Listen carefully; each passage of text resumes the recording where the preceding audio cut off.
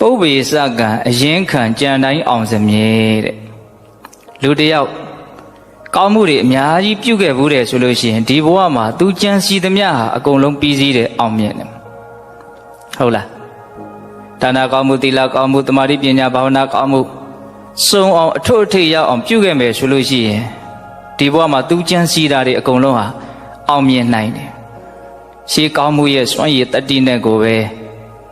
အောင်မြင်မှုအမျိုးမျိုးကိုရနိုင်တယ်ပေါ့နော်ဒါကြောင့်ပုပ္ပေစကံအရင်ခံကြံတိုင်းအောင်စမြဲအကယ်၍ပုပ္ပေစကံကောင်းမှုပြုခဲ့တာနေခဲ့တယ်ချွတ်တဲ့ခဲ့တယ်ဆိုရင်တော့လို့ပြောကြတယ်လူတွေကကံမရှိဉာဏ်ရှိတိုင်းမွဲတယ်ဟုတ်လားကြံရီဖန်ရီတွေနဲ့ကြိုးစားပြီးတော့လောက်ကင်မှာတော့လည်းပဲရှေ့ကကောင်းမှုဟာအလွန်နေခဲ့တဲ့အတွက်ကြောင့်ကိုကြံစီတာတွေကိုကြိုးစားအထောက်တာတွေအကျိုးမပြေအချီးနီးဖြစ်ရတာတွေလည်းရှိတတ်တယ်ပေါ့နော်ဒါတွေဟာဘာတွေလဲဆိုတော့ရှေးကကံတရားဟာအခုပြစ္ဆုတ်ပံဘဝမှာများစွာအကျိုးသက်ရောက်မှုရှိနေတယ်ဆိုတာကိုထင်ရှားစွာပြထားတဲ့စကားတွေနော်ကံအားဟာအာရကအားထဲမှာအလွန်ကြီးတယ်လို့မြတ်စွာဘုရားဟောတယ်တစ်ချိန်လုံးကကောင်းတာပဲဖြစ်ဖြစ်ဆိုးတာပဲဖြစ်ဖြစ်ထက်သန်တဲ့စေတနာနဲ့ကိုလုတ်ခဲ့တဲ့လုပ်ရဟာဒီပြစ္ဆုတ်ပံကာလမှာကြီးမားတဲ့အကျိုးသက်ရောက်မှုရှိကိုရှိတယ်ဆိုတာကိုဘုံဘုံတို့မှန်မှန်ကန်ကန်မြင်နိုင်ဖို့လိုတယ်ပေါ့နော်ကံရဲ့အစွမ်းတတ္တိတွေကိုထဲထဲဝင်ဝင်နားလည်စေခြင်းနဲ့ပေါ့နော်ခုဘုံဘုံတို့တယောက်နဲ့တယောက်ရုပ်ရည်တူသလားမတူဘူးဉာဏ်ရည်ဉာဏ်သွေးတူသလားမတူဘူးအစွမ်းအစတွေတူသလားမတူဘူးပိုင်ဆိုင်မှုတွေရောတူလားမတူနော်အမျိုးမျိုးကိုကွဲပြားခြားနားနေပြောရင်ဘုံဘုံတို့ဒီဘဝမှာရထားတာတွေဟာအခြေခံအားဖြင့်ရတော့ကံပေးသမျှပဲရတာပါဟိုပိုင်ဆိုင်မှုဥစ္စာပစ္စည်းကိုတော့ဒီဘဝမှာဘုံဘုံတို့အများကြီးကြိုးပမ်းအထောက်မယ်ဆိုလို့ရှိရင်ဟိုရှေးကကံနေတော်လည်းပဲဝရိယရဲ့အကျိုးရလဒ်ဉာဏ်ရဲ့အကျိုးရလဒ်တွေကိုခံစားရတာတွေတော့အများကြီးရှိပါတယ်သို့တော့ပြင်လို့မရတဲ့ဟိုမိဘရဲ့အမွေကိုသားသမီးဟာမဖြစ်မနေဆက်ခံရတာတွေရှိတယ်ကောင်းမွေဆိုးမွေအဲ့လိုပဲမြတ်စွာဘုရားကံတရားဟာတတ္တဝါတွေသူတို့ပြုထားတဲ့ကံတရားဟာဟိုမိဘတဖွယ်ပေါ့နော်ဒါကြောင့်တချို့လဲကံသာမိကံသာဖလို့ပြောကြတာရှိတယ်ဟုတ်လားကမ္မဒါယတာကိုပြုထားတဲ့ကံတရားရဲ့အမွေကိုခံရလိမ့်မယ်ကိုရနေတဲ့ဒီအနေထားကိုကြိုက်သည်ဖြစ်စေမကြိုက်သည်ဖြစ်စေအဲ့ဒါတွေဟာကိုပြုထားတဲ့ကံတရားရဲ့အကျိုးရလဒ်တွေပဲဆိုတာညင်းနိုင်သလားမညင်းနိုင်ဘူးเนาะဒီရုပ်ရည်လေးဟာမိဘကိုအများကြီးတော့လည်းအခြေခံတယ်ဒါပေမဲ့ကံတရားကိုပို့ပြီးတော့ကြီးမားတဲ့အကြောင်းတရားအနေနဲ့အခြေခံတယ်တချို့မိဘအမေလဲအိုတယ်ဖေလဲအိုတယ်ဒါပေမဲ့သားသမီးကြမှာကြည်ကောင်းနေတယ်အမေကိုအဖေကိုနဲ့မတူဘူးလားဆိုတော့လဲတူတယ်ဒါပေမဲ့ तू ကတစ်မျိုးတစ်ပါးသာကြည်ကောင်းနေတယ်ဟုတ်လားတချို့မိဘတွေကနော်အမေရောအဖေရောကြည်လို့ကောင်းတယ်ချောမောလှပကြတယ်ဒါပေမဲ့သားသမီးကြတော့ကြည်ရခက်နေတာတွေလည်းရှိတယ်ချောမောလှပတဲ့အမေနဲ့မတူဘူးလားအဖေနဲ့မတူဘူးလားဆိုတော့လဲတူသလောက်တော့တူနေတယ်အိုတာလေးတွေရွေးတူတယ်ပေါ့ကံကောင်းတဲ့လူကြတော့လှတာလေးတွေရွေးတူတယ်ပေါ့ဟုတ်လားအဲ့တော့ကိုရထားတဲ့ရုပ်ရည်အထူးသဖြင့်ကိုယ့်ရဲ့အစွမ်းအစကိုယ့်ရဲ့ဉာဏ်ရည်ဉာဏ်သွေးဟုတ်လားဒါတွေဟာတကယ်တမ်းကဘာပေးသလောက်ပဲဘုံဘုံတို့ရတာတော့ကံပေးသလောက်ပဲရတာနော်သေချာစဉ်းစားတာအဲ့ဒါကိုဘုံဘုံတို့မကြိုက်ပါဘူးလို့စောတကတက်လို့လည်းမရဘူးဟုတ်တယ်မဟုတ်လားဒါကြောင့်မို့လို့ဒါကြောင့်မြတ်စွာဘုရားကောင်းတာပဲဖြစ်ဖြစ်ဆိုးတာပဲဖြစ်ဖြစ်ကိုလှုပ်လိုက်ပြီကိုစေတနာနဲ့လှုပ်လိုက်ပြီဆိုလို့ရှိရင်အဲ့ဒါကိုတကယ်ပိုင်သွားပြီကျန်တာတွေကတော့ဘာမှမသေးကြဘူးပဂရိဥစ္စာပစ္စည်းကိုပိုင်ဆိုင်တာလူအချင်းချင်းပိုင်တယ်လို့ထင်တာအဓိကတော့သက်ရှိသက်မဲ့ဒိဋ္ဌိနဲ့မျိုးပါပဲပိုင်နေထင်တယ်နောက်ဆုံးကိုယ်ခန္ဓာကြီးကိုပိုင်နေထင်တာဒါတွေကအထင်မြတာရှိတယ်တကယ်ပိုင်တာမဟုတ်ဘူးဘာဖြစ်လို့ဆိုမသေးကြမှုနဲ့သွားနေလို့ဥစ္စာပစ္စည်းကလည်းမသေးကြမှုနဲ့သွားတာပဲ तू ကကိုယ်ဆိုရင်စွန့်ပဲကိုကသူ့ကိုစွန့်ရင်စွန့်ပဲအခြေအနေရပါနော်ဘေးကကိုယ်ချစ်တဲ့လူကိုကချစ်တဲ့လူတွေကလည်းမသေးကြမှုနဲ့သွားတာပဲနောက်ဆုံးကိုယ်ခန္ဓာကိုယ်ကြီးကွာစားပါတော့မသေးကြမှုနဲ့သွားနေတာတကယ်သေးသေးချာချာကိုဟာပါလို့ပြောလို့ရတာကိုပြုထားတဲ့အလုပ်ဆိုတဲ့ကံတရားပဲရှိတယ်ဒါကြောင့်မြတ်စွာဘုရားဆင်ခြင်ရမယ်တဲ့ဘလို့ဆင်ခြင်ရမှာတော့ကမ္မတကောမိငါမှငါတကယ်ပိုင်တာဆိုလို့ငါဥစ္စာဆိုလို့ငါပြုထားတဲ့ကံပဲရှိတယ်လို့ဆင်ခြင်ရမယ်တနည်းအားဖြင့်ကောင်းမှုပြုရတာများအားချစရာကောင်းလိုက်တာလို့ဖြစ်ရလောက်တဲ့ပုံကိုယ်တို့တွေအများကြီးရှိတယ်ဒါဘယ်သူအကြောင်းမြန်ငါပြောရမလဲလို့ဘုံကစဉ်းစားကြည့်တယ်ပြောစရာတွေကအများကြီးပဲဟုတ်လား အဲ့ဒီမှာနည်းနည်းအမျိုးသမီးပိဋကအတွက်အတူယူအားကြစရာပေါ့နော်ဘယ်သူအကြောင်းပြောခြင်းလို့ဆိုခေမာထေရီဟုတ်လားအလွန်ချောမောလှပတဲ့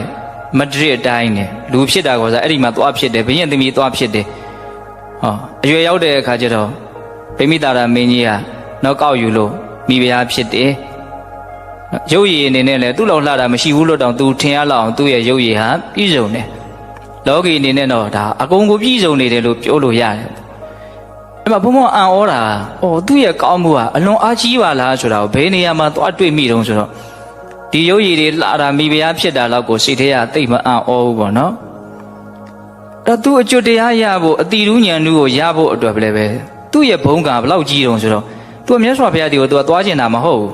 းမြတ်စွာဘုရားရုပ်ရည်ရဲ့အပြစ်ကိုပြောတယ်ဆိုတာကိုသူကကြားဘူးထားတော့ငါမြန်လူကြားတဲ့မြန်ပြောထည့်လိုက်လို့ရှိရင်တော့မျက်စိမလားမျက်နှာမလားဖြစ်တော့မှာပဲဆိုသူမသွားတာဟုတ်လားဒါပေမဲ့သူ့ကိုအဲ့ဒီနေရာကိုမရောက်အောင်ဘယ်သူကပို့တော့ဗိမိတာရမင်းကြီးကပို့တယ်ချော့ပို့လို့မရချောက်ပို့လို့မရနောက်ဆုံးကျတော့ဘယ်လိုပို့တော့နော်နိုင်ငံမှာရှိတဲ့နုပညာရှင်တွေကိုနော်ဝေလူဝန်ကျောင်းတော်ကြီးရဲ့တာယာဘုံပွားစရာကောင်းမှုတချင်းရေးခိုင်းတယ်ခေတ်စားတဲ့တချင်းတစ်ပုတ်ဖြစ်အောင်တောင်လုပ်တယ်လူတွေရဲ့နှုတ်ဖျားဘယင်ကြိုက်တဲ့တချင်းဆိုကြတော့အဲ့မှာမိဖုရားဒီလောက်တောင်သွားစရာကောင်းသလားဆိုဟောသွားရောဟိုရောက်တော့လည်းပဲသူ့ရဲ့ဘုံကံဘလောက်ကြီးတော့မြတ်စွာဘုရားသူ့ကိုမလုပ်နေတော့အရန်သင်းစောင့်နေသူကမြတ်စွာဘုရားဒီသွားကျင်တာမဟုတ်ကြောင်းပဲသွားကြည့်တာတကယ်တမ်းကဟုတ်လားနောက်မြတ်စွာဘုရားနဲ့တွေ့တဲ့အခါကျတော့မြတ်စွာဘုရားသူ့ထက်အစာပေါင်းများစွာချောမောလှပတဲ့နေမိတာယုတ်မျိုးသမီးလေးဖန်ဆင်းထားတယ်ဒါသူကဖန်ဆင်းထားလို့သူကတော့မသိပါဘူးဟုတ်လားသူအံ့ဩသွားတယ်သူကဒီယုတ်ကိုစိတ်ဝင်စားတဲ့ပုံကိုလ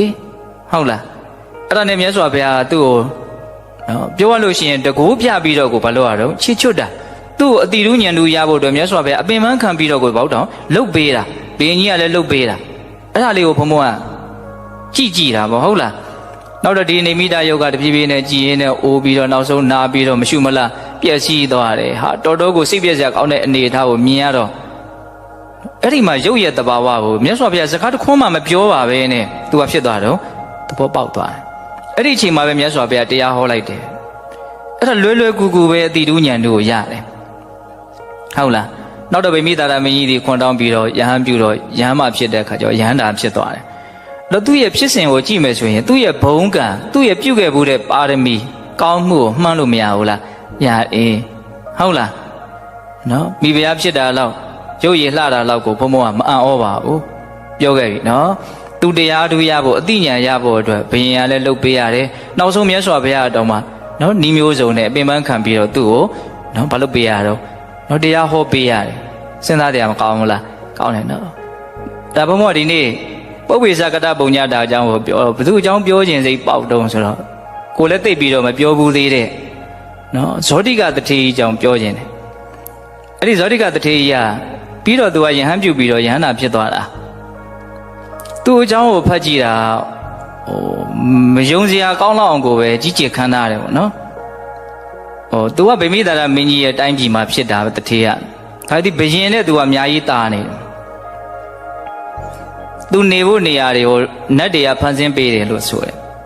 နောက်သူ့ရဲ့အိမ်ကိုနတ်ဘလူးတွေစောင့်ရှောက်တယ်အလွန်နာမည်ကြီးလွန်းလို့လူတွေကတထေးအိမ်ကိုလာကြည့်တယ်ဗိမိတာရမင်းတော့အလှည့်မကြဘူးတော်တော်နဲ့ဒါဘယင်ကြီးကနောက်တော့သွားကြည့်တာပေါ့နာမည်ကြီးလွန်းလို့သူ့တိုင်းပြည်ထဲမှာရှိတဲ့တထေးကြီးကအလွန်သူ့တဲ့တောင်နာမည်ကြီးနေတယ်ဆိုအဲ့ဒါဇာတတက်ကသူ့လက်ဆွဲပြီးတော့ကလေးပေါက်စာလိုက်သွားတယ်လို့ဆိုတယ်ဟိုရောက်တဲ့အခါကျတော့ဒီကြောက်တွေဖမ်းတွေဝင်းထိန်နေတာတွေပဲခင်းထားတဲ့ခါတော့ကြောက်တွေပါတွေလို့ထင်းနေတယ်တဲ့တိတ်တော့မသွားရဲဘူးတဲ့ဘုရင်ကြီးကဟုတ်လားအဲ့ဒါကျွန်မလက်လှမ်းပေးတာတော့မှကျွန်မဟိုတောင်တထေးကြီးရဲ့ကြောထင်းပြီးတော့သူကရှက်နေတယ်လက်မကင်ရဲဘူးတဲ့အများကြီးပါပဲရေးထားဖြစ်ချင်တော့ဒီအဇာတတက်ကအဲ့ဒါလက်ဆွဲရင်းနဲ့အလွန်ကြီးကျယ်ခမ်းနားတဲ့နော်ဗိမာန်ကြီးပေါ့နော်အိမ်တော်ကြီးငါဖေရရှင်ဘရင်ဖြစ်ပြီးတော့တက်သားအိမ်နဲ့နေရတယ်ပေါ့နော်ငါတို့ရဲ့အုပ်ချုပ်မှုအောက်မှာရှိတယ်ဒီတထေးကဘယ်နဲ့ကြောင့်ဒီလောက်ကြီးကျယ်နေတာတော့ငါရှင်ဘရင်ဖြစ်တော့ဒီနေရာကိုငါလာသိမ့်ပြီးတော့ငါဒီနေရာမှာနေမယ်တခါလဲစဉ်းစားတယ်သူကလည်းဟုတ်လားအဲ့ဒါနဲ့နောက်တထေးကတော့မြောက်ကျွန်းသူနဲ့တွေ့ပြီးတော့ဘုရင်ကြီးရဲ့ခေါင်းပေါင်းထားတဲ့အဝတ်ကပါလာတဲ့ဒီအနံ့ကြောင့်မလို့မျက်ရည်ကျတယ်တဲ့မျက်ရည်အလိုလိုထွက်တာပေါ့နူးညံ့လွန်းလို့ဟာလောက်ပါအောင်မင်းတထေးကတော့ ငါပစ္စည်းတွေသိမ့်မယ်ထင်လို့မြန်ကြောက်ပြီးတော့ငိုနေသလားဗိမိတာရမင်းကြီးကသဘောမပေါက်ဘူးမဟုတ်ပါဘူးမင်းကြီးရဲ့ခေါင်းကပါလာတဲ့အနက်နေကြောင့်မလို့နူးညံ့လွန်လို့မျက်ရည်ကျဟုတ်လားအဲ့ဒါနဲ့ဗိမိတာရမင်းကြီးကိုဒီသူမြောက်ကျွန်းသူကပါတယ်ဒီကြောက်အပူရှိန်နဲ့ချက်တဲ့ထမင်းပေါ့နော်အဲ့ဒါကိုကျွေးတော့မင်းကြီးကစားကောင်းနဲ့အတင်းစားတဲ့အခါတော်ပါတော့လို့တအားယူရတယ်တော်နေသဘောနဲ့ပြီးတော့ပြဿနာတက်ရင်သူတရားခံဖြစ်မှာဆိုလို့ဇောတိကအလုံးကိုချမ်းသာတာပေါ့နော်ဘင်းကြီးကလည်းပဲစိတ်သဘောထားအလွန်ကောင်းပါလေဗိမိတာရမင်းရဲ့နောက်ပိုင်းသူလည်းအရိယာဖြစ်တာပေါ့နော်အဲ့ဒီမှာမှတ်သားစရာလေးတစ်ခုကသူ့ရဲ့ဒီတထေးကတော်ကိုတို့ရှင်းပြလာတယ်ဒါကြောင့်မင်းထွက်တွေ့ရမယ်ရှင်းပြဆိုတာဘလို့လူတုံးလို့မေးတဲ့ရှင်းပြဆိုတာတို့ကိုစိုးရတဲ့လူပေါ့ကွာလို့ပြောတယ်တော်တော်ဝမ်းနေသွားတယ်ဩကျုပ်တို့ကိုအစိုးရတဲ့လူကရှိသေးသလားပေါ့ကျုပ်တို့ကသူများလက်အောက်နေရတာလားပေါ့အဲ့လိုဆိုရင်ရှေးတုန်းကကုသိုလ်ကောင်းမှုကိုယုံကြည်မှုနည်းနည်းလေးနဲ့ကျုပ်တို့ဟာပြုခဲ့ဟန်တူတယ်ကုသိုလ်ကောင်းမှုကိုတကယ်ကိုယုံကြည်ကြည်ထက်ထက်တန်တန်မပြုခဲ့လို့ကိုယ်အစိုးရတဲ့လူရဲ့လက်အောက်မှာကိုနေရတော်တော်တောင်ဝမ်းနေသွားတယ်တဲ့အဲ့ဒီတထေးကတော့ဟုတ်လားအဲ့ဒါနဲ့နောက်တော့အစာတသက်ရှင်ပင်ဖြစ်လာပြီဆိုရပါစို့အဲ့ဒါရှင်ပင်ဖြစ်လာတော့သူဦးစားပေးလုပ်မဲ့လုပ်ငန်းတွေမှာအဲ့ဒီဇောတိကရဲ့အိမ်ကိုသွားသိမ်းဖို့လုပ်ငန်းကတစ်ခုပဲအဲ့ဒါသွားသိမ်းနေစစ်အင်္ဂါတွေပြင်ဆင်ပြီးတော့ဖြစ်ရှင်တော့အဲ့ဒီအချိန်မှာဇောတိကတထေးကြီးမြတ်စွာဘုရားအကြောင်းတော်သွားပြီးတော့တရားနာတယ်တထေးမရှိဘူးသူ့ရဲ့အိမ်တကားဒီအိမ်အုတ်တိုင်းနေရဒီဖန်နေမှန်နေနဲ့နတ်တွေကဖန်ဆင်းပေးထားတယ်လို့ဆိုတယ်အဒီစစ်တပ်ကဝိုင်းနေတဲ့အခါကျတော့ဒီအရေးတွေပေါ့နော်သူတို့ရဲ့အရေးတွေကိုပဲသူတို့ရဲ့ဆင်နေမြင်းတွေကကြောက်လန့်ပြီးတော့အကုန်ပြန်ပြေးအဇာတတက်ကလည်းပဲဒီဥစ္စာနော်ဒီအိမ်ကိုအဆောင်ထားတဲ့စစ်တပ်ဖြစ်မယ်လို့ပဲသူကလည်းထင်အဲ့ဒါနဲ့ပြေးနေသူကလည်းဘုရားကျောင်းတော်ရောက်သွားတယ်တဲ့ရောက်သွားတဲ့အခါကျတော့ဇောတိကတထေးကြီးကိုတွေ့တော့သင်ရဲ့လက်အောက်ငယ်သားတွေနဲ့ငါ့ကိုရှစ်ထိုးဖို့ပြစ်ထားခဲ့ပြီးတော့သင်ကတော့ဒီလာပေါ်တရားနာခြင်းဟာစောင်းနေသလားမို့အဲ့ကျတော့ဇောတိကတထေးကြီးအရှင်မင်းကြီးကျွန်ုပ်အိမ်ဘာလို့သွားတာတော့မင်းကိုသိမ်းယူမလို့တစ်သွားထိုးတာပေါ့မင်းကြီးတဲ့ကျွန်ုပ်အိမ်ကိုသိမ်းဖို့မပြောနဲ့တဲ့ကျွန်ုပ်မပေးဘူးဆိုလို့ရှိရင်ကျွန်ုပ်ရဲ့ပစ္စည်းကိုစံကြီးမင်းတမင်လေးလောက်တော့မင်းကြီးယူလို့မရဘူးအဲ့လိုပြောတဲ့အခါကျတော့ဇာတမင်းကြီးကမယုံဘူးမယုံလို့ရှိရင်ထင်ရှားအောင်ပြမယ်လက်ဆယ်ချောင်းမှာလက်စွပ်တစ်ချောင်းလက်တကွင်းစီဝတ်ထားတာနော်လက်စွပ်10ကွင်းဟုတ်လားတမင်းကြီးဒီလက်စွပ်ကိုကျွန်ုပ်မင်းကြီးကိုမပေးဘူးတဲ့ယူပါဆိုမင်းကြီးကဆွဲချွတ်တယ်လုံးဝမကြွဘူးတဲ့အဇာတသမင်းကအားအလွန်ကောင်းတယ်အဲ့ဒီမှာတော့ရေးထားတာဘုံတော့ကောင်းကောင်းမှတ်ပြီးတော့ပါဘူးထိုင်ရက်ခုံလို့ရှိရင်ဘယ်နှတောင်မြင့်အောင်ခုံနိုင်တယ်ရက်ပြီးတော့ခုံရင်ဘယ်နှတောင်မြင့်အောင်ခုံနိုင်တယ်ဒီလောက်အားကြီးတဲ့ဘယင်ကဒီလက်စွပ်ကိုကျွတ်အောင်မကျွတ်နိုင်အဲ့ဒါနဲ့ချွေးတွေပါတွေပြန်နေပြီဆိုတော့မှကိုင်မင်းကြီးပင်ပန်းပါဝေလဲတော်ပစိုးကိုဖြန့်လိုက်ပါဆိုဖြန့်အဲ့လက်ဆယ်ကြောင်းတို့အောက်ကိုစိုက်ချရတာလက်စွပ်တွေအကုန်လုံးအောက်ကိုသူလျှော့ပြီးတော့ကြာပါတယ်သူမပေးဘူးဆိုလို့ရှိရင်ဘယ်သူမှယူလို့မရဘူးဒါ तू ကကောင်းမှုကိုပြုစဉ်အခါတုန်းကဆူတောင်းနဲ့တွဲပြီးတော့ तू ကပြုတာအဲ့ဒီမှာတခုထူးခြားတာဒီဖြစ်ရကသူ့အတွက်တော့အလွန်ကောင်းတဲ့ဖြစ်ရတခုပေါ့ဘာလို့ဆိုတော့ तू အလွန်တန်ဝေကရသွားတယ်လောကီစည်းစိမ်ဆိုတာရန်အလွန်များတယ်ပေါ့နော်အဲ့ဒါနဲ့ပါရမီရလည်းပါခဲ့တဲ့ပုဂ္ဂိုလ်ကောင်းမှုကိုလည်းအထွတ်ထိပ်ပြုခဲ့တဲ့ပုဂ္ဂိုလ်ဆိုတော့အဲ့ဒါမြတ်စွာဘုရားဒီမှာယဟန်ပြုခွင့်တောင်းမင်းကြီးကိုလည်းတခါတည်းသူ့တိုင်းပြည်ကတထေးဆိုတော့မင်းကြီးကိုခွင့်တောင်းရမယ်ဝတ္တရားရှိတော့ခွင့်တောင်းတယ်ပေါ့သူ့ကိုနော်ယဟန်ပြုခွင့်ပေးပါဆိုဇာတတက်ကလည်းဝမ်းမြောက်ဝမ်းသာပေးတာပဲဒီစည်းစိမ်တွေသူရမယ်ထင်တယ်သူလည်းယဟန်ပြုသွားရောအဲ့ဒီစည်းစိမ်တွေအဲ့ဒီဟာတွေအကုန်လုံးကွယ်သွားတယ်နတ်တွေဖန်ဆင်းပေးထားတာတွေသူ့စည်းစိမ်တွေအကုန်ကွယ်သွားတယ်သူလည်းယဟန်နာဖြစ်တယ်ဘာကြောင့်သူဟာဒီလောက်ကြီးကျယ်တဲ့နော်အကျိုးရလက်တွေအံ့ဩစရာကောင်းလောက်တဲ့ဖြစ်ရတဲ့နဲ့နော်အမွှန်းတင်နေတဲ့သူ့ဘဝဘာကြောင့်ဒီလောက်ကြီးကျယ်တယ်လဲကောင်းမှုအထူးပြုခဲ့တာပဲနော်ဇောတိကတထေးအကြောင်းကအလွန်တော့ထင်ရှားပါတယ်အထူးသဖြင့်ဒီလေဒီဆိုတော်ဘုရားကြီးရဲ့ဒါနကောင်းမှုပြုတဲ့နေရာမှာနော်နိဗ္ဗာန်ကိုဒါရိုက်ဆုတောင်းတာနဲ့နိဗ္ဗာန်မရခင်မှာဘဝတန်တရားမှာချမ်းချမ်းသာသာနော်ကောင်းကျိုးချမ်းသာကိုရပါရစေလို့ဆုတောင်းတာနဲ့ဘယ်ဟာကောင်းလဲဆိုတဲ့နေရာမှာသက်တည်ပြခံရတဲ့ဖြစ်ရပေါ့နော်သူတို့ညီကိုနှစ်ယောက်ဖြစ်ခဲ့ဘူးတယ်ဘဝတစ်ခုကအဲ့ဒါပြည့်စေကဗုဒ္ဓရှင်မြတ်တစ်ပါးကိုသူတို့ကကြံစိုက်ပြီးတော့စားရတာဆိုတော့အဲ့ဒီတော့ကဘာလို့လဲဆိုတော့ကြံလှူတာ ဖြစ်ရကိုအသေးသေးပြောနေလို့ရှင်တရားရှိလိမ့်မယ်နောက်ထပ်ပြောရင်လည်းအများကြီးရှိဟုတ်လားအဲ့မှာကြံလူခဲ့တဲ့အခါကျတော့အကိုဖြစ်တဲ့ပုဂ္ဂိုလ်ကတော့အရှင်ဘုရားတို့သိတဲ့တရားသိပါရစေဒါပဲအဲ့ဒီညီဖြစ်မဲ့ဇောတိကဖြစ်မဲ့ညီဖြစ်တဲ့လူကတော့ရှင်ဘုရားတို့သိတဲ့တရားကိုသိပါရစေဒါပေမဲ့လို့တော့မသိသေးခင်မှာဒီဘဝတန်တရားမှာချမ်းချမ်းသာသာနေပါရစေသူဘဝတန်တရားရဲ့ပုံမှာနေမှာကိုလည်းသူရကျင်တယ်ဒါပေမဲ့ဘဝတန်တရားပုံမှာမမောတဲ့စိတ်လည်းရှိနေတယ်ပေါ့ဟုတ်လားအဲ့ဒီစိတ်နဲ့ဆူတောင်းတဲ့အတွက်ကြောင့်ဒီဝိပဿနာမြတ်စွာဘုရားလက်ထက်မှာအဲ့ဒီညီကိုနှစ်ယောက်ဟာညီကိုနှစ်ယောက်ပဲပြန်ဖြစ်တယ်နော်အဲ့ဒါအကိုဖြစ်တဲ့လူကတော့သူ့ရဲ့စိတ်ဓာတ်ကိုအစားရှင်ဘုရားတို့သိတဲ့တရားသိပါရစေဆိုတဲ့ဆူတောင်းကိုကြည့်ရင်သိနိုင်တယ်လေ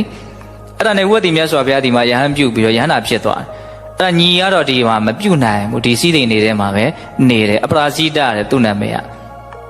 တထေကြီးပါပဲဘလောက်ထိသူကတရားတရားကောင်းတယ်အဲ့ဒီဝိပဿနာမြတ်စွာဘုရားလက်ထက်မှာသူပြုတ်ခဲ့တဲ့ကောင်းမှုပေါ့နော်အဲ့ဒါနဲ့သူ့ကိုကမင်းမြတ်စွာဘုရားသတင်းသုံးဖို့ကန္နာကုရီဆောက်ပြီးတော့လှူဆိုတော့ကန္နာကုရီတိုက်ကြီးဆောက်လှူနော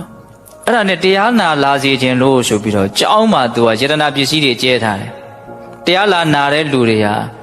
ာနော်ဒီပစိုးနယ်မှာနဲ့တော့ထုတ်မသွားနဲ့ပေါ့လက်နဲ့တနိုင်ယူသွားလို့ရတယ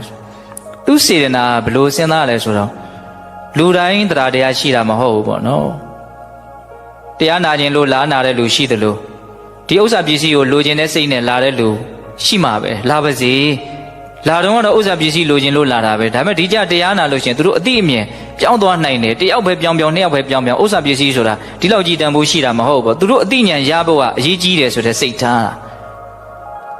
အဲ့ဒါ तू က9ရက်တိတိအဲ့လိုဥစ္စာပစ္စည်းတွေကိုအကုန်လုံးကြောက်တံပရမများတွေကျဲထားတာပေါ့ကြောင်းထဲမှာ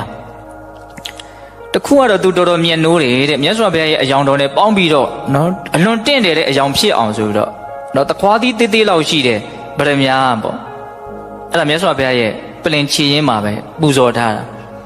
အဲ့ဒါကိုတော့ဘယ်သူမှမယူပါစေနဲ့လို့သူ့စိတ်ထဲမှာအဲ့လိုဖြစ်တယ်အဲ့ဒါဒီနေ့တော့ဒီမိစ္ဆာယူဝါဒရှိတဲ့ပုံနာတယောက်ကတထေးကအဲ့လိုလှုပ်တဲ့စေတနာသွားယူမယ်ဆိုပြီးတော့ဒီပြင်ဟာမယူဘဲနဲ့အဲ့ဒါမြတ်စွာဘုရားနဲ့မရောက်မလဲချင်းကပ်ပြီးတော့အဲ့ဒီဗရမများကိုရအောင်ခိုးသွားတယ်အဲ့ဒါကို तू ကမြင်တဲ့အခါကျတော့စိတ်မချမ်းသာဘူးပေါ့နော်အဲ့ဒါနဲ့မြတ်စွာဘုရားနော်ဒီပြင်ရက်တွေမှာကြောင်းလိုက်ထဲမှာရှိတာလေ तू ယူသွားတာဘလို့မှစိတ်ထဲမှာမဖြစ်ဘူးအလွန်လဲဝမ်းသာဒါပေမဲ့မြတ်စွာဘုရားအတွက်တပည့်တော်ရည်ရွယ်ထားတဲ့အလွန်တင့်တယ်တဲ့ဒီဗရမများကြီးယူသွားတော့သူ့စိတ်ထဲမှာအခါရခက်တယ်ပေါ့နော်အဲ့ဒါမြတ်စွာဘုရားဝိပဿနာမြတ်စွာဘုရားဘာပြောလို့ဆိုတင်တတိမင်းကကိုယ့်ပစ္စည်းကိုသူများမယူနိုင်အောင်ကိုမကြိုက်လို့ရှိရင်မယူနိုင်အောင်လုပ်တဲ့နီးကိုမှမသိပဲကိုစကရိတ်လေးတန်းတာဟုတ်လားအဲ့ဒါနဲ့ तू ကနားလေသွားတယ်ဆူတောင်းတာဒီနေ့ဒီချိန်ကစပြီးတော့နော် तू ပြုတ်ရတဲ့ကုသိုလ်ကောင်းမှုကြိုးကြောင့်မလို့သူ့ရဲ့ပစ္စည်းကို तू သာမပေးလို့ဆိုရင်ဘယ်သူမှစံကြီးမင်းတမင်အားစပြီးတော့မယူနိုင်ပါစေတည်းဒီဆန္ဒက तू ကကောင်းမှုနဲ့ပေါင်းပြီးတော့ဖြစ်တဲ့ဆန္ဒမို့လို့ပြည့်ဝတဲ့သဘောပေါ့နော်ဒါဇောတိကတထေးရဲ့အကြောင်းအရာလေးတွေပေါ့ဟုတ်လားထောက်သေးချစဉ်းစားကြည့်မယ်ဆိုလို့ရှိရင်ဘုန်းဘုန်းတို့ပါဝတွေ့ရတယ်ပုပ္ပေစကတပုံညတာပေါ့နော်ကောင်းမှုပြုခဲ့တဲ့ပုဂ္ဂိုလ်တို့ရဲ့နော်အံ့ဩစရာကောင်းတဲ့အကျိုးရလဒ်တွေပေါ့ဟုတ်လားကိုကမဉ္ဇဉ်ဘုံညာရမယ့်အဆင့်ထိရောက်အောင်ကောင်းမှုတွေကိုအများကြီးပြုခဲ့မယ်ဆိုရင်ဒီဘဝမှာလွယ်လွယ်ကူကူနဲ့ရသွားမှာပဲတချို့အတိတုဉာဏ်တို့ကိုလွယ်လွယ်ကူကူနဲ့ရကြတယ်တချို့လွယ်လွယ်နဲ့မရဘူးဆိုတာတွေကလည်းပဲဒီအတိတ်ကံပေါ်မှာအများကြီးမူတည်တာပေါ့နော်ပါမောက်ခေါ်ချုပ်ဆရာဘုရားကြီးပြောတာတခုရှိတယ်လှုပ်ခဲ့မှုတဲ့အလုပ်ဆိုလို့ရှိရင်တော့ဒါလွယ်ကူတာပဲလေတဲ့ကဲဘယ်လောက်ကောင်းတော့ဟုတ်လားကိုလှုပ်ခဲ့တာနဲတယ်ဆိုရင်ကျွမ်းကျင်မှုသိပြီးတော့မရှိဘူးခက်ခဲနေတာပေါ့ဟုတ်လားအဲ့တော့ဒါကတော့ဖြစ်ခဲ့ပြီးသားကိစ္စတွေကိုပြန်တွေးပြီးတော့ဘုံဘုံတို့လေးလံထိုင်းမိုင်းနေဖို့တွက်ချက်နေဖို့ပြောတာမဟုတ်ပါဘူးကံရဲ့စွမ်းရည်တတ္တိကိုပေါ်လွင်စေခြင်းလို့ပြောတာဟုတ်လားကိုကတော့ရှေးကံပါသည်ဖြစ်စေမပါသည်ဖြစ်စေအခုကောင်းတာပြုဖို့ကအဓိကပဲတကယ်တမ်းကသို့သောဒီစကားတွေဘာလို့ပြောနေတာလဲဆိုတော့ဒီဟာတွေကလှုပ်တဲ့နေဆိုတာကိုထက်သန်တဲ့စိတ်ဖြစ်အောင်လို့ဒါကိုပြောနေတာဟုတ်လားနော်ပြုထားတဲ့ကောင်းမှုဟာအားကိုးစရာဆိုလို့အဲ့ဒါပဲရှိတယ်ဆိုတာလေးကိုတွေးမိဖို့ဟုတ်လားပုပ္ပေစကတပုံညတာနေရာမှာဒါလေးကိုဘုံဘုံတို့အကျဉ်းတင်ဝင်ပြောပါတယ်နော်အဲ့လိုဆိုရင်ဘုံဘုံဆက်ပြီးတော့ဗာပြောရင်တော့ဒါကတော့စဉ်းစားတရားတွေပြောမှာပေါ့နော်ဒီရှေ့ဆက်ပြီးတော့စဉ်းစားတရားပြောခြင်းတယ်အဲ့ဒါပါလဲဆိုတော့ပုပ္ပေစကံအရင်ခံခဲ့တော်လဲပဲ ပြစ္ဆုတ်ပံမှာနေတာထိုင်တာတွေးတာခေါ်တာအတုံးမကျလူပေါင်းမှားပြီးတော့ဟာမှားယွင်းမှုတွေနဲ့သွားမယ်ဆိုလို့ရှိရင်အဲ့ဒါတွေဟာကိုယ့်အတွက်သိပ်ပြီးတော့နော်အကျိုးမရှိသလိုမျိုးနောက်ဆုံးရှုံးသွားတာမျိုးပျက်စီးသွားတာမျိုးကြုံတတ်တယ်ဆိုတာမျိုးကိုစဉ်းစားဖို့ဒါကိုပြောခြင်းဟုတ်လားဆိုကြပါစို့ဘုန်းဘုန်းတို့အလွန်ထင်ရှားတဲ့မဖြစ်ရတစ်ခုပေါ့နော်မြတ်စွာဘုရားလက်ထက်ကနော်ဂရေ80ကျွဲသွားတဲ့နော်တထေနှစ်ဦးနော်သူတို့ရဲ့သားနဲ့သမီးကိုဘာလို့တုံးပေးစားလိုက်တယ်ဂရေ160ပိုင်ဆိုင်မှုအကြီးကြီးပဲဟုတ်လားနောက်ဆုံးမိဘတွေရဲ့အသုံးမချမှုပေါင်းတဲ့တင်းတဲ့မိတ်ဆွေနော်ယုံမာမှုဒါတွေအကြောင်းမျိုးမျိုးကြောင့်သူတို့ဘာဖြစ်သွားတယ်ခွက်လွှတ်ဆွဲပြီးတော့တောင်းရတဲ့အနေထားရောက်သွားတယ်ဒါလွှမ်းကြားဘူးနော်နောက်ရှင်အနန္ဒာဆွမ်းကြံဟင်းကြံသွားပြီးတော့မြတ်စွာဘုရားဒီလင်မယားကိုကြည့်ပြီးတော့ပြုံးနေတဲ့အဲ့ဒီဖြစ်ရက်ကိုဘုံဘုံတို့ဘာကြောင့်ပြောတာလဲဆိုရင်ဒါမယိုးနိုင်တဲ့စဉ်းစားတရားပေါ့နော်ဘာလို့မြတ်စွာဘုရားပြုံးလဲဆိုရင်အနန္ဒာတဲ့ဒီတထေးလင်မယားနော်ပထမအရွယ်မှာစီးပွားရေးလုပ်မယ်ဆိုရင်ပထမတန်းသားတထေးဖြစ်စီးပွားမလုပ်ဘူးတရားရှာမယ်ဆိုရင်အဲ့ဒါယောက်ျားဖြစ်တဲ့သူကရဟန္တာဖြစ်မယ်မိန်းမဖြစ်တဲ့သူအနာဂံဖြစ်မယ်အဲ့ဒီစကားကိုကြည့်ပုဂ္ဂိသကတပုံညာတာမပါဘူးလားပါတာပေါ့နင်းနေနောမဟုတ်ဘူးနော်တထေးဝင်မှာဖြစ်တယ်ပိုင်ဆိုင်မှုတွေကြီးပိုင်ခဲ့တဲ့ဒါလောကီလို့ပေါ့ဟုတ်လားအခုအားကြစရာကောင်းတာကသူတို့မှာဇာရှိတယ်အည်အသွေးရှိတယ်ပါတော့တရားလုပ်မယ်ဆိုရင်ရဟန္တာဖြစ်နိုင်တယ်မိန်းမအနာဂံဖြစ်နိုင်နေတဲ့ဟုတ်လားဟာပထမရွယ်မေးလျော်လို့ဒုတိယရွယ်မှာစီးပွားရှာမယ်ဆိုဒုတိယတန်းသားတထေးဖြစ်နိုင်ဟာတရားပဲရှာမယ်ဆိုရင်ယောက်ျားဖြစ်တဲ့လူအနာဂံဖြစ်နိုင်တယ်မိန်းမဖြစ်တဲ့လူတဂရဂံဖြစ်နိုင်ဟာဒုတိယရွယ်မေးလို့ခိုင်းထောင်းတတိယအရွယ်နောက်ဆုံးအရွယ်မှာတော့ကြိုးစားမယ်ဆိုရင်တတိယတန်းသားတထေးဖြစ်နိုင်တယ်လောကီလို့နော်လောကုတ္တရာလို့ဘယ်လိုဖြစ်နိုင်တော့အရိယာဖြစ်နိုင်တယ်နှစ်ယောက်လုံးဟုတ်လားအဲ့ဒီစကားတွေကိုဘုန်းဘုန်းတို့ကြည့်မယ်ဆိုလို့ရှိရင်သူတို့ကပုပ္ပိသကတပုံညတာပါခဲ့တော်လည်းပဲဘာလို့ပြစ်လိုက်တာတော့ဖြက်စီးပြစ်လိုက်ကြတာပေါ့နော်ဖြက်စီးပြစ်လိုက်ကြတာဒါကိုဘုန်းဘုန်းတို့စဉ်းစားဖို့ဟုတ်လားအလွန်တန်ဝေကရစရာကောင်းတယ်အဲ့တော့ကို့မှာပုပ္ပိသကံပါတာမပါတာကနော်ကိုဘလို့အသုံးချမလဲဆိုတာကပို့ပြီးတော့ပုပ္ပိသကံပါတာမပါထက်ပါတာမပါတာထက်ပို့ပြီးတော့အရေးကြီးနေတယ်လို့မဆိုနိုင်ဘူးလားဆိုနိုင်တယ်အဲ့ဒါကိုစဉ်းစားသေးခြင်းလားအဲ့ဒီမှာပဲမြတ်စွာဘုရားအဲ့ဒီဖြစ်ရပ်ကိုအခြေခံပြီးတော့အလွန်စဉ်းစားတရားကောင်းတဲ့ဂါထာလေးနဲ့ပို့ခေါ်တယ်အစရိတဝဗြဟ္မစရိယံအလတ္တယုပနိတနံဇိဏကွန်ဇာဝဇာယန္တိခိနမေဇေဝပန္လလေတဲ့နော်အရွယ်ရှိတုန်းကငယ်တုန်းကစီဝါရေးလည်းမရှာဘူးဟာဗြဟ္မစရိယလို့ဆိုတဲ့မြတ်သောအကျင့်ကိုကျင့်သုံးခြင်းအဖြစ်သူတော်ကောင်းတရားကိုရှာလားဆိုတော့လည်းမရှာဘူးဟုတ်လားအဲ့လိုမရှာတဲ့ပုဂ္ဂိုလ်တွေကအသက်ကြီးလို့အိုလာတဲ့အခါမှာတဲ့ခိနမေဇေဝပန္လလေနော်ငါးကုံပြီးတော့ရေခမ်းနေတဲ့အိုင်ငါကလည်းမရှိတော့ဘူးရေကလည်းခမ်းပြီအဲ့ဒီအိုင်မှာဂျိုးကြဘလို့ဂျိုးကြအောင်ဆိုအတောင်ကျိုးတဲ့ဂျိုးကြဒီပြင်နေရပြန်ဖို့ဆိုတော့လည်းပဲမပြန်နိုင်အတောင်ကကျိုးနေလေဒီတဲပဲရှာမယ်ဆိုတော့ငါကလည်းမရှိနော်ငါမရှိုံနဲ့မကဘူးအေးချမ်းမှုကိုပေးစီတဲ့ရေကလည်းပဲခမ်းနေပြီဟောဘလောက်ဒုက္ခရောက်လိုက်တယ်လဲစဉ်းစားကြည့်ဦးနော်မြတ်စွာဘုရားပေးတဲ့ဥပမာဟုတ်လားနော်ရေခမ်းပြီးတော့ငါးကုံနေတဲ့အိုင်မှာအတောင်ကျိုးတဲ့ဂျိုးကြလို့တဲ့နော်စိဏကွန်စာဝဇာယန္တိခိနမေဇေဝပန္နတိနော်အဲ့ဒီလိုမျိုးဥပမာပေးခံရတဲ့လူတစ်ယောက်ကြံမှိုင်းပြီးတော့အကြံကုန်ပြီးတော့ဒါစင်ရဲပူပူလောင်လောင်နဲ့ဘဝနေကိုအဆုံးသတ်ရမယ်အာစရိတဝဗြဟ္မစရိယံအလတ္တယုပနိတနံတင်တိစာပါတိခိနာဝပုရဏာနိအနုထုနံဒါဒုတိယဂါထာအပြောတော့ငယ်တုန်းကသူတော်ကောင်းတရားလည်းမကျင့်စီပွားရေးလည်းမရှာဟုတ်လားအဲ့လိုဆိုရင်အသက်ကြီးလာတဲ့ခါဘယ်လိုတုံးနဲ့သူပေးတဲ့ဥမာလေးကလည်းတစ်မျိုးကောင်းတယ်တင်တိစာပါတိခိနာဝလေးညိုးကလွတ်ထွက်သွားတဲ့ပြစ်ထည့်လိုက်တဲ့မြားတံဟာအရှိန်ကုန်တဲ့အခါကျတော့ဘာလို့တော့အောက်ကျသွားတယ်အောက်ကျသွားပြီဆိုရင်အဲ့ဒီမြားတံဟာလှုပ်နိုင်သေးသလားမလှုပ်နိုင်သူအရှိန်ဟုန်နဲ့ပြေးခဲ့တုန်းကလည်းပဲသူစွမ်းအားနဲ့ပြေးတာမဟုတ်ဘူးလေလေးညိုးကိုဆွဲပြီးတော့ပြစ်လိုက်တဲ့လေးညိုးရဲ့တွန်းကန်အားလေးကိုင်းနဲ့ကြိုးနဲ့ဆွဲပြီးတော့ပြစ်လိုက်လို့အဲ့ဒီတွန်းကန်အားနဲ့သူပြေးတာအဲ့ဒီတွန်းကန်အားကုံလို့ကြပြီဟေ့ဆိုတော့မလှုပ်တော့အဲ့တော့ဘုံဘုံတို့ဘဝမှာတချို့လူတွေဟာအရှင်ကောင်းကောင်းနဲ့ပြေးနေကြတယ်မကြည့်လို့တော့ခက်ကောင်းကောင်းပဲဟုတ်လားသူတို့အစွမ်းလို့ထင်တယ်တကယ်တမ်းကတစ်ချိန်လုံးကသူတို့ပြုထားတဲ့ကောင်းမှုရဲ့အစွမ်းသူတို့အစွမ်းလို့လည်းပြောလို့တော့ရတာပေါ့နော်သို့တော့အဲ့ဒီဟာအတိုင်းအတာရှိတယ်ကန့်သက်ချက်ရှိတယ်ကုံတက်တယ်ခန်းတက်တယ်ဟုတ်လားအဲ့လိုပဲကုသိုလ်ကောင်းမှုဆိုတာလည်းပဲကုံတဲ့အချိန်ရှိတယ်ကုံပြီဟေ့ဆိုတာနဲ့ဒီလိုအစွမ်းတုံးသွားပြီဒါကိုလည်းဘုံဘုံတို့နားလည်ဖို့လိုတယ်နော်အဲ့ဒါမြတ်စွာဘုရားပေးတဲ့ဥမာနော်လေးညို့ရဲ့နော်လေးကနေထွက်သွားတဲ့မြားတာအရှင်ကုံလို့ကြားတဲ့အချိန်မှာဘာမှမလှုပ်နိုင်တော့သလိုပုရဏာနိအနုထုနံတယ် ရှေးတုန်းကအဆင်ပြေခဲ့တာတွေရွှေဒီဆောင်းခဲ့တာတွေပြန်တွေးပြန်ပြောရင်းနဲ့ပဲအာသာဖြေးနေတာလက်တွေ့တကယ်လက်တွေ့မှာတော့ဆင်းရဲနေရတယ်ပေါ့အဲ့ဒီတထေးကိုအကြောင်းပြုမြတ်စွာဘုရားဟောတာနော်ဒါမှမဟုတ်ဘုံဘုံတို့စဉ်းစားရရှိတာနော်ဘဝမှာဒီကုသိုလ်ကောင်းမှုဆိုတာအရှိန်တစ်ခုနော်ကုံတတ်တယ်ကုံလို့ရှိရင်ဘုံဘုံတို့ကထပ်ပြီးတော့ပြုမယ်ဆိုလို့ရှိရင်ဒါကုသိုလ်အသက်ဆက်တဲ့သဘောမျိုးရှိတာပေါ့နော်ဒါကြောင့်ဒီကုသိုလ်ကောင်းမှုကိုအဟောင်းအသစ်ဆိုတဲ့ရှုထောင့်ကလည်းကြည့်တတ်ဖို့လိုတယ်ဥမာဘုံဘုံပြောမယ်နော်အချိန်ကလည်းနည်းနည်းနေပြီဝိသခာကသူ့ရောက်ခမအိမ်လိုက်သွားတာလေရောက်ခမကြီးကအဲ့ဒီတော့ကအယူဆမမှန်သေးဘူးမတည့်သေးဘူးပေါ့ဟုတ်လားအဲ့တော့ဒီရဟန်းတစ်ပါးဆွမ်းလာရက်တဲ့အခါကျတော့မြင်ရတဲ့ကြိုးပေးပြီးတော့စားနေတယ်သူကမလောင်းခြင်းဘူးဆွမ်းမလှူခြင်းဘူးပေါ့အဲ့တော့ဝိသခာဘယ်လိုပြောလိုက်တာလဲအဲ့ဒီရဟန်းတော့ကြားဦးတယ်မဟုတ်လားအရှင်ဘုရားတဲ့တပည့်တော်ရောက်ခမကြီးကအဟောင်းစားပါဗျာတဲ့ဟာတော်တော်ကိုနာသွားတယ်နော်အဲ့ဒီတထေးကြီးကသူ့ကိုအဟောင်းစားလို့ပြောသူတွေးလိုက်တဲ့အဟောင်းကအဓိပ္ပာယ်တစ်မျိုးလေအဲ့ဒါနဲ့နောက်ဝိသခာကိုအိမ်ကနေနှင်ထုတ်ကြမလို့တဲ့အခါကျတော့ပုံနာပညာရှိဦးနဲ့အမှုစစ်ကြတော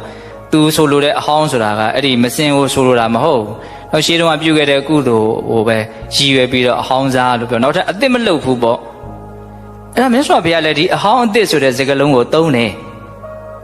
ဟုတ်လားအဲ့တော့ဝိသခာပြောတာမြတ်စွာဘုရားရဲ့အလိုတော်ကြလို့ဆိုနိုင်တယ်မြတ်စွာဘုရားဘယ်နေရာမှာသုံးတယ်လဲ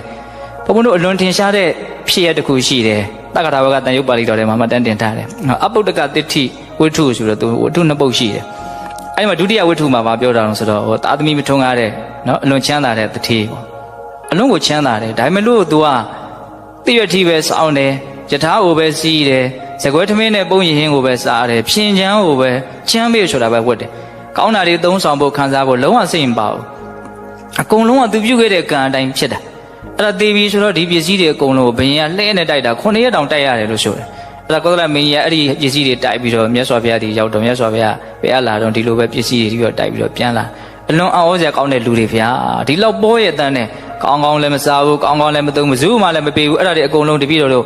မင်းမာနာဖြစ်သွားတယ်အဲ့မှာမြတ်စွာဘုရားရှေးအကြောင်းလေးကိုပြောပြတယ်အဲ့ဒီတတိယဘဝတစ်ခုကတဂရတိခီလို့အမည်ရတဲ့ပြည့်စေကဗုဒ္ဓရှင်မြတ်တစ်ပါးကိုသူလှူခဲ့တာ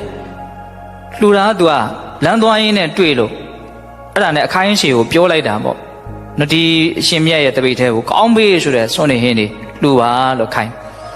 အဲ့ဒါနဲ့သူအလုပ်တစ်ကိစ္စရှိတော့သွားတယ်ပြန်လာတဲ့ခါကျတော့အဲ့ဒီမထေနဲ့အဲ့ဒီပြည့်စေကဗုဒ္ဓနဲ့တွေ့တဲ့ခါကျတော့တပိတ်ကိုလှက်ကြည့်တော့အလွန်ကောင်းတာတွေတွေ့တော့သူစိတ်မထားတတ်တော့နှမျောသွားတာတကယ်လို့ဓာတွေကိုငါတဲ့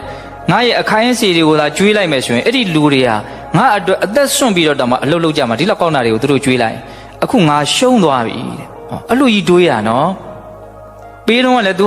ူသေနာရှိလို့ပေးတာပဲဒါပေမဲ့ပေးပြီးတော့မှသူကအနိုင်ရှုံးနေတွက်ကြည့်တာပေါ့နော်ဒီလူကသူစားမှာငါကတော့ပေးလိုက်ရတာနော်အဲ့လိုကြီးတွေးတဲ့အခါကျတော့သူဝမ်းမသာနိုင်ဘူးပေါ့နော်ပြန်ယူလို့ကလည်းမရအဲ့ဒါကြောင့်မို့လို့လှူတဲ့အတွက်ကြောင့်သူနတ်ပြည်တွေဘာတွေလဲရောက်တယ်ဒါပေမဲ့လို့ဒီကံအကျိုးကံအကျွင်းအကြံကြောင့်မလို့သူတထေးဖြစ်တာခုနခါတောင်ဖြစ်တယ်လို့ဆိုတယ်အဲ့ဒါဒါနောက်ဆုံးခါပဲတထေးဖြစ်တော့ပိုင်ဆိုင်မှုတော့အလွန်ကြီးတယ်ဒါပေမဲ့လို့အဲ့ဒီငါတော့ရှုံးပြီဆိုတဲ့နှလုံးမသားရမှုကဒါတွေကိုခံစားလို့စိတ်ကိုလုံးဝမဖြစ်စေဘူးသူကဆင်းရဲသားတယောက်လိုပဲနေသွားတာဥစ္စာတောင်တက်ပေါ့နော်သူဥစ္စာဟုတ်လားအဲ့ဒီမှာမြတ်စွာဘုရားသူ့ကိုသုံးသပ်ပြတာဒီကောသလမင်းကြီးကိုမင်းကြီးတဲ့ဒီတထေးကြီးကအဟောင်းကလည်းကုန်ပြီတဲ့အသစ်ကလည်းမလှုပ်ဘူးတဲ့ကြောပြတ်ပြီလေအသစ်လည်းမလှုပ်ဘူးအဟောင်းလည်းကုန်ပြီဆိုတော့ဘာကြံသေးတော့မကြံတော့ဒါမှမဟုတ်အခုသေးတော့ရောယူဝငရဲရောက်သွားပြီတဲ့အဲ့သူလုတ်ခဲ့တဲ့ကံတွေကအရှိန်ရှိတယ်နတ်ပြည်ကိုပို့လိုက်တယ်ဟုတ်လားတထေးဘဝကိုရောက်စေတယ်တွန်းအားတယ်ခုနလေးညိုးကထွက်သွားတယ်မြားတန်လို့ဟာအရှိန်ကောင်းတော့ပြေးတယ်လွန်းနဲ့အလွန်တင့်တယ်ပေါ့နော်ဒါပေမဲ့ဘာတော့အရှိန်ကကုန်တတ်တယ်ဆိုတာနားလေရမယ်ဒါဘုန်းဘုန်းတို့ဒါပြုဖို့ပြောတာနော်ပုဗ္ဗေသကတပုံညတာနဲ့ပတ်သက်ပြီးတော့ဟုတ်လားပုဗ္ဗေသကတပုံညတာရှင်အလွန်မင်္ဂလာရှိတယ်ဒီမင်္ဂလာလေးကိုဆက်မိဖို့ဆိုလိုတာကအရင်တုန်းကပြုခဲ့တဲ့ကုသိုလ်ဟာအခုအတွက်ပုဗ္ဗေသကတပုံညတာမင်္ဂလာဖြစ်တယ်လို့အခုကုသိုလ်ပြုခြင်းဒါနောက်တစ်ချိန်မှာပုဗ္ဗေသကတပုံညတာမင်္ဂလာဖြစ်ဟုတ်တယ်မဟုတ်လားဘုန်းဘုန်းတို့ကဘဝကိုဘယ်နှမျိုးကြည့်ရမှာလို့ပြောနေကြရှိတယ်နှစ်မျိုးကြည့်ရမယ်နော်ခုရောနောင်ရောဟုတ်လားဘဝကိုနှစ်မျိုးကြည့်တတ်မှပညာရှိဘဝကိုတစ်မျိုးတည်းကြည့်လို့မပြည့်စုံဘူးဟုတ်ရလားဒါကြောင့်မလို့ပုဗ္ဗေသကံပါတော်လဲပဲနော် အသုံးမချတတ်ဘူးဟေ့အစ်စ်တွေမဆက်နိုင်ဘူးအဟောင်းပဲထိုင်စားနေဆိုကြာရင်ဘာဖြစ်သွားမှာလို့ကုံသွားနိုင်တယ်ဒီရှုထောင့်ကလည်းကြည့်ပြီးတော့ကောင်းမှုကိုလှုပ်ချင်တဲ့စိတ်ကိုထက်သန်စေရမယ်ပေါ့နော်နောက်တစ်ဘုံဘုံတို့ဒါနဲ့ဆက်ဆက်ပြီးတော့ပြောစရာကောင်းတဲ့တစ်ခုပေါ့နော်အရေးမြစ်လေးတော့ပြောကြည့်မယ်ဒါလည်းလူသိများတဲ့တရားတစ်ခုပေါ့သို့တော့ဆက်ဆက်ပြီးတော့တွေးမိဖို့လေးတွေကိုဘုံဘုံတို့ကစူးစီးပေးတဲ့သဘောပေါ့နော်မြတ်စွာဘုရားလူ၄မျိုးရှိတယ်ဆိုပြီးတော့ခေါ်တာရှိတယ်နော်အမှောင်ကလာပြီးတော့အမှောင်ကိုသွားတယ်အမှောင်ကလာပြီးတော့အလင်းကိုသွားတယ်အလင်းကလာပြီးတော့အမှောင်ကိုသွားတယ်အလင်းကလာပြီးတော့အလင်းကိုသွားတယ်ဒီဘဝမှာတချို့အလွန်ချမ်းသာတယ်ဒါပေမဲ့မကောင်းတာတွေလုပ်တယ်သိတဲ့အခါကျတော့မဟုတ်တဲ့နေရာရောက်သွားတယ်ဒါအလင်းကလာပြီးတော့အမှောင်သွားတယ်လို့ခေါ်တယ်ဒီဘဝမှာတချို့အလွန်ချမ်းသာတယ်ဒါပေမဲ့ထပ်ပြီးတော့ကောင်းမှုတွေကိုလုပ်တယ်ကောင်းတဲ့နေရာရောက်သွားတယ်အလင်းကနေလာပြီးတော့အလင်းကိုသွားတယ်တချို့ဒီဘဝအလွန်ဆင်းရဲတယ်ဘာမှအဆင်ပြေတာမရှိဘူးဒါပေမဲ့ဒီဘဝကောင်းတာလုပ်လားဆိုတော့လည်းမလုပ်ဘူးအမှောင်ကလာပြီးတော့အမှောင်သွားမဲ့လူပေါ့နော်တချို့ဆင်းရဲတယ်အခြေအနေမကောင်းဘူးဒါပေမဲ့လို့ဒါကိုအသိဉာဏ်နဲ့ထိန်းချုပ်ပြီးတော့ကောင်းတာကိုလုံနိုင်တဲ့လောက်လုပ်တယ်အမှောင်ကလာပြီးတော့ဘယ်သွားမလို့အလင်းကိုသွားမယ်အဲ့တော့ဘုန်းတို့စဉ်းစားတဲ့အရှိတာဘယ်ဟာလာတာလဲဆိုတာတဲ့ဘယ်ဟိုသွားမှလဲဆိုတာကပို့ပြီးတော့အရေးပါတယ်ဟုတ်တယ်မဟုတ်လားအမှောင်ပဲလာလားအလင်းကပဲလာလားဘုန်းတို့ကဉာဏ်ရှိမယ်ကြိုးစားမယ်ဆိုရင်အလင်းကိုသွားလို့ရတယ်ဘုန်းတို့ဉာဏ်မရှိဘူးဆိုရင်ဘယ်ရပဲလာလားအမှောင်ကိုထုတ်ဆင်းသွားမှာနော်ဒါကြောင့်ပုပ္ပစ္ဆာကတပုံညတာမင်္ဂလာနဲ့ပတ်သက်ပြီးတော့ဒါဆက်ဆက်ပြီးတော့တွေးစရာလေးကိုပြောတာနော်ကုသိုလ်ကံရဲ့အစွမ်းတတ္တိဟာအလွန်ကြီးတယ်လို့နားလည်ဖို့လိုသလိုဒါကိုဘုန်းတို့ထိုင်းပြီးတော့ဖြုံးနေုံနဲ့လည်းမရသေးဘူးအစ်စ်လုပ်ဖို့မလိုလားလိုဟုတ်လားဒါကြောင့်မလို့ဒါဏိကုံးချုပ်ကလေးကဒီဟာလေးကိုစဉ်းစားစေအောင်ဘုံကပြောပြတယ်ဟုတ်လားဒီကနေ့ပြုလို့အထောက်အပ်သောဒါနသီလသမာဓိပညာကုသိုလ်ကောင်းမှုအစွတ်စွတ်တို့ရဲ့စွမ်းတတ္တိကြောင့်ဘုရားတပည့်တော်တို့သည်မဲ့ညာပုညံမျက်နှိပ်ပံကိုလင်းမြန်ထုတ်ချောက်မျက်မှောက်ပြုပရစေကုန်သောဟုပတ္တနာအောင်စုပြုကြကုန်ရာတည်း